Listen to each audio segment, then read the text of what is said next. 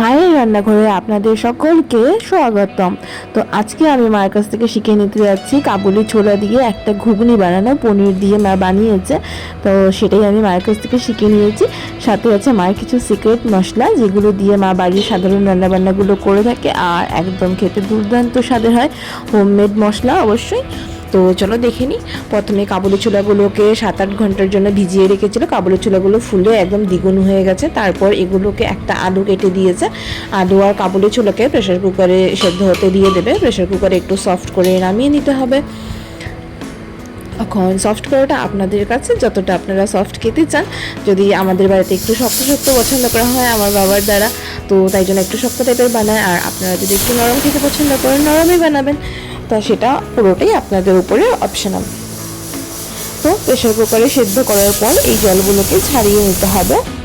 Pressure কুকারে এখানে 5-6টা মতন সিটি দিয়ে নেওয়া আছে। তো যথেষ্ট সিদ্ধ হতে সময় নেয় কাবুলি ছোলাগুলো।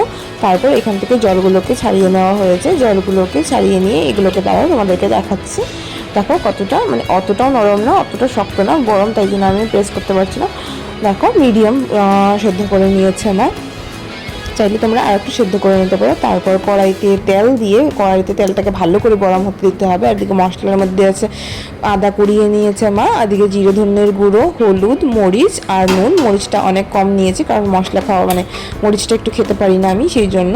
কড়াইতে ভালো করে গরম করে নিয়ে তারপর পনিরের টুকরোগুলোকে দিয়ে ভেজে নিতে হবে। আর কড়াই চারিপাশে তেলটাকে ভালো করে লাগিয়ে নিতে হবে, তাতে করে পনিরটা, মা বললো যে কড়াইতে মানে আঠা লাগবে না, নয়তো সাধারণত কখনো কখনো কী হয়, পনিরগুলো ভাজা যায় না, পনিরগুলো কড়াই গায়ে লেগে থাকে। তারপর পনিরের মধ্যে একটুখানি করে হলুদ আর নুন দিয়ে ভালো করে মা মিশিয়ে নিয়েছে। মিশিয়ে নিয়ে অনবরত একটু নাড়াচাড়া করে আস্তে আস্তে করে এপিস উপিস করে ভেজে নিয়েছে হালকা করে পনিরগুলোকে বেশি সময় জুড়েও কিন্তু ভাজতে যাবে না, কিন্তু আজকাল পনিরগুলো বেশি ভাজতে গেলে এগুলো শক্ত হয়ে যায়, একদম রবার্টের মতন হয়ে পড়ে। একটু সামান্য হালকা ভাজা করে মা নামিয়ে নিয়েছে পনিরগুলোকে। তারপর এই কড়াইয়ের মধ্যেই রান্নাটা বসানো হবে। দেখো পনিরগুলো অত বেশি ভাজা হয়নি, সামান্য হালকা গোল্ডেন করা হয়েছে। সেই তেলের মধ্যে মা দিয়েছে জিরে ফোড়ন, তোমরা 5 ফোড়ন যাই ফোড়ন দাও দিতে পারো। তারপর মশলাগুলোকে জল দিয়ে গুলিয়ে নিয়ে দিয়ে দিয়েছে মা এই তেলের মধ্যে, দিয়ে ভালো করে মিশিয়ে নিতে হবে। মশলাগুলোকে ভালো করে কষিয়ে নিতে হবে, না এই অবস্থায় কাঁচা গন্ধ করবে। মশলাগুলো যতক্ষণ পর্যন্ত মশলার গায়ে থেকে জলটা না শুকিয়ে যাচ্ছে ততক্ষণ পর্যন্ত ভালো করে নাড়াচাড়া করতে হবে। একে কষানো বলে, এই কষিয়ে নিতে হবে মশলাগুলোকে, তাহলে মশলার কোনো গন্ধ করবে না। দেখো মশলাগুলো শুকিয়ে এসেছে। তারপর মা এখানে কাবুলি ছোলা আলুগুলো একসাথে দিয়ে দিয়েছে। দিয়ে এখানেও কিছু সময় জুড়ে 5 থেকে 7 মিনিট জুড়ে আরও ভালো করে মিশিয়ে রান্না করতে হবে, জিনিসটাকে কষিয়ে নিতে হবে। আর এই অবস্থায় খেতে না খুব দারুণ লাগে। চাইলে আপনারা এই অবস্থাতেও নামিয়ে নিতে পারেন। আর আলুগুলোকে ভেঙে দিতে হবে, আলুগুলোকে ভেঙে দিলে একটু ঘন হবে তরকারিটা। কিছুটা আলু আর কাবুলি ছোলাকে খুন্তি দিয়ে মিক্স করার সময়ই আপনারা ভেঙে নেবেন, তাহলে যথেষ্ট স্বাদ বাড়বে।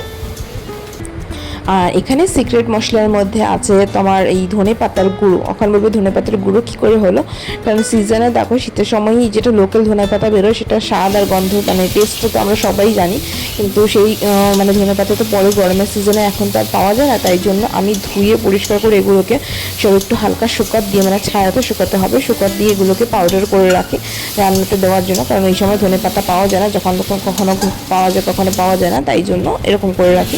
আর লোকাল ধনে পাতা তো পাওয়াই যাবে না। তারপর প্রেশার কুকারের মধ্যে ওপাশে মা গরম জল বসিয়ে দিয়েছিল, গরম জল করে ছোলাতে দিল।